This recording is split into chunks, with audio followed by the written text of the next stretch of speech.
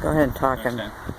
If you have to remove the head on this Ryobi trimmer, just remember that the nut goes the opposite direction what you normally think. It's a left-handed bolt, where you have to turn it clockwise in order to take it off. You take that bolt all the way off, and then the head comes off. Okay, but that's only if the string is stuck up in there. If the spool is completely empty, you can load it by cutting, put the nut back on, make sure it's snug but not too tight, and then you line up these arrows. If you look real close, there are these arrows on the spool, and you can line up the arrows with the holes on the outside. If you can see that or not, you can see the holes in the arrow. Okay. Then you take your string and you cut off anywhere from about 8 to 10 feet of string, and then this is and then you just push it through the hole. Sometimes it's a little stubborn, but you just push it through there, and it actually guides it right on through to the other side. Just got to make sure sometimes the arrows come off center just a little bit, and you got to find it on the other side. And sometimes it goes right through, and sometimes it doesn't. Let me try feeding it again. I'll feed it from the other side going through.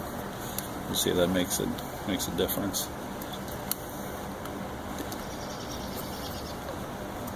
There, I can see it down in there. I just need to back it off. Maybe you just twist it a little bit in your fingers, and there it comes. Then you pull it all the way through so that the two halves are even.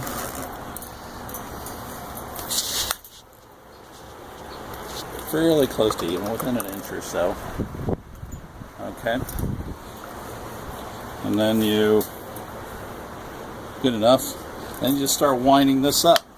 You've got to push it in and rotate it clockwise, and it just starts rolling up in there. It takes some time to do it, but it eventually takes it up. I don't know why this thing is so stubborn, but it is. You just keep rolling it in there until it takes it up. And you got to be careful when you're using the weed eater then that you got to bump it.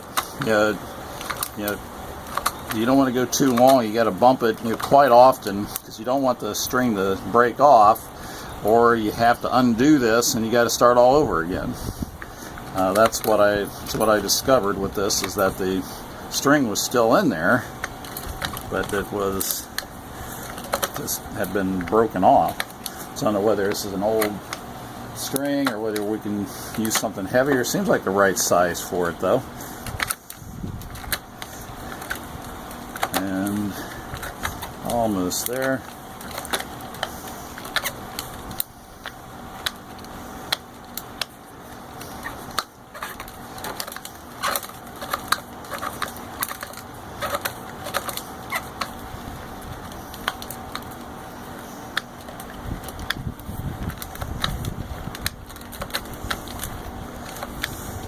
Sometimes those last couple twists might be a little bit tough. I may have put too much string on there, but yeah, we're good. Okay, there you have it.